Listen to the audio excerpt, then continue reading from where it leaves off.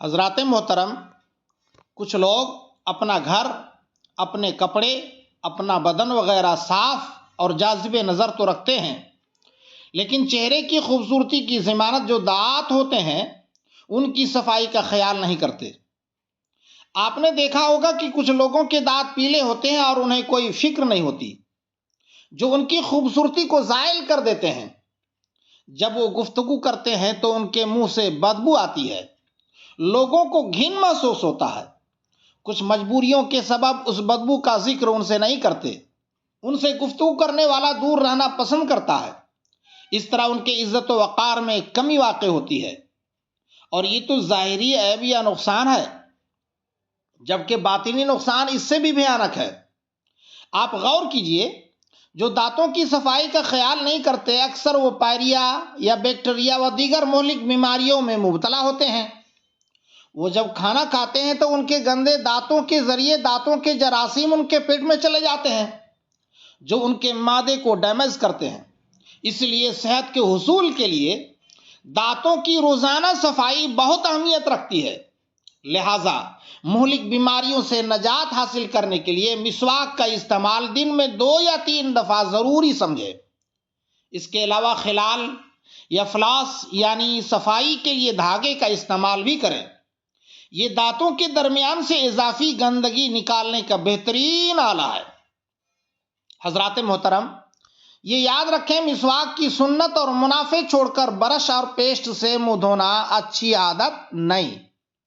Pillow, زیتون، نیم یا کروج وغیرہ کی لکڑی سے مسواک کرنا بہت بہتر ہے۔ صرف بانس یا انار کی لکڑی سے مسواک کرنا منع کیا گیا ہے۔ باقی آپ کا مزاج جس مسواک کو قبول کرے اسے استعمال کیجیے۔ اعلیٰ حضرت عظیم البرکت حضور مجدد اعظم سیدنا امام محمد رضا قادری بریلوی قدس سرہ العزیز فتاوی رضویہ جلد جدید 21 صفحہ نمبر 621 میں ارشاد فرماتے ہیں کہ مسواک کی سنت چھوڑ کر نصرانیوں کا برش اختیار کرنا ہی سخت جہالت و حماقت اور مرض قلب کی دلیل ہے۔ امام اعظم ابو حنیفہ قدس سرہ العزیز کا قول رد المختار میں ہے، مسواک کرنا دین کی سنن سے ہے۔ مسواک کا اطلاق برش اور پیسٹ پر نہیں ہوتا کہ مسواک لغت میں دانت صاف کرنے کی ریشہ دار لکڑی کو کہتے ہیں۔ اگرچہ برش اور پیسٹ سے منہ صاف کرنا ناجائز و حرام نہیں، لیکن نصرانیوں ہی کا طریقہ ہے، اس لیے برش اور پیسٹ سے منہ نہ دھونا ہی مناسب ہے۔ دانتوں کو صاف کرنے کے لیے مسواک سے بہتر کوئی چیز نہیں۔ بصورت دیگر برش کا استعمال کیا جا سکتا ہے، مگر جو فائدہ مسواک سے حاصل ہوگا وہ برش سے حاصل نہ ہوگا۔ اور اگر برش ہی کا استعمال کرتے ہیں تو کم از کم 2 یا 3 مہینے بعد لازمی طور پر برش کو تبدیل کر لیں، ورنہ برش پرانا ہوگا تو آپ کے منہ میں صرف بیکٹیریا ہی پیدا کر سکتا ہے۔ اس لیے برش سے بچنا ہی بہتر ہے، اور مسواک کے بے شمار فائدے ہیں۔ حضرت علامہ ابن عابدین شامی رحمۃ اللہ علیہ تحریر فرماتے ہیں کہ مسواک کرنے سے بڑھاپا دیر سے آتا ہے۔ مسواک نظر کو تیز کرتی ہے۔ مسواک میں موت کے علاوہ ہر مرض کے لیے شفا ہے۔ مسواک پل صراط پر جلدی گزرنے کا موجب بنے گا، یعنی جو ہمیشہ مسواک کرے گا وہ پل صراط پر جلدی سے گزر جائے گا۔ مسواک منہ کو صاف کرتی ہے، یعنی منہ کی بدبو کو دور کرتی ہے اور دانتوں کا پیلا پن ختم کرتی ہے۔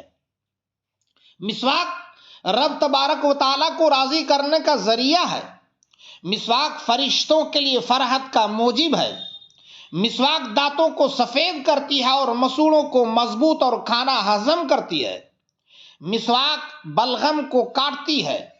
مسواک نماز کے ثواب میں 70 گنا اضافہ کرتی ہے۔ مسواک قرآن مجید پڑھنے کے راستے کو ہموار کرتی ہے۔ مسواک فصاحت اور بلاغت پیدا کرتی ہے۔ مسواک معدے کو مضبوط کرتی ہے، صفرا کو ختم کرتی ہے۔ مسواک سے شیطان رنجیدہ ہوتا ہے۔ مسواک شیطان کو پریشان کرتی ہے، مسواک نیکیوں کو بڑھاتی ہے، مسواک سر کی رگوں کو سکون اور دانتوں کے ورم کو آرام دیتی ہے، مسواک روح کے نکلنے میں آسانی پیدا کرتی ہے، مسواک موت کے وقت کلمہ شہادت یاد دلاتی ہے، یعنی مسواک کرنے کا اعلیٰ فائدہ موت کے وقت کلمہ شہادت کو یاد دلانا ہے۔ اللہ تعالیٰ سے دعا ہے کہ اپنے احسان و کرم سے ہمیشہ ہمیں مسواک کرنے کی سعادت عطا فرمائے۔ گفتگو کے اختتام میں مسواک کا ادب و احترام سماعت فرمائیں۔ مسواک کو زمین پر نہ رکھیں، کسی اونچی جگہ رکھیں اور اسے کھڑا اس طرح رکھیں کہ ریشہ والا حصہ اوپر ہو۔ افضل پیلو کا مسواک ہے، پھر زیتون کا۔ طبرانی نے روایت کیا ہے کہ بہتر مسواک زیتون ہے جو مبارک درخت سے ہے، یہ میرا مسواک ہے اور مجھ سے پہلے انبیاء کا ہے۔ رد المحتار میں ہے کہ ارزن مسواک کرنا چاہیے، طولن مسواک نہ کرنا چاہیے، اور لیٹ کر مسواک نہیں کرنا چاہیے کیونکہ اس سے تلی کے بڑا ہونے کا اندیشہ ہوتا ہے، اور مٹھی میں پکڑے اس طرح نہ پکڑیں کہ مٹھی بند ہو، اس سے بواسیر کا خطرہ ہو سکتا ہے۔ مسواک کو چوسنا بھی نہیں چاہیے کیونکہ اس سے اندھے پن ہونے کا سبب ہوتا ہے۔ مسواک ایک بالشت سے زائد نہ رکھیں ورنہ اس پر شیطان سوار ہوتا ہے، اور مسواک کو لٹا کر نہ رکھیں بلکہ اسے سیدھا کھڑا رکھیں ورنہ جنون کا خطرہ ہو سکتا ہے۔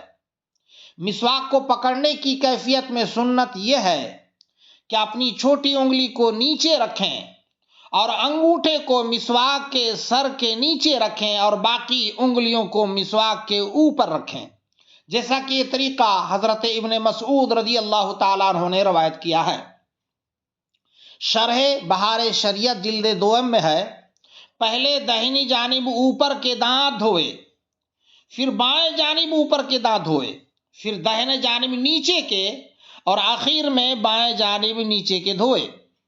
اگر مسواک نہ ہو تو انگلی یا سنگین کپڑے سے دانت مانجھ لیں، یوں ہی اگر دانت ہی نہ ہو تو انگلی یا کپڑوں کے ذریعے سے مسوڑھوں پر صاف کر لینا چاہیے۔ مسواک نہ بہت نرم ہو نہ سخت ہو۔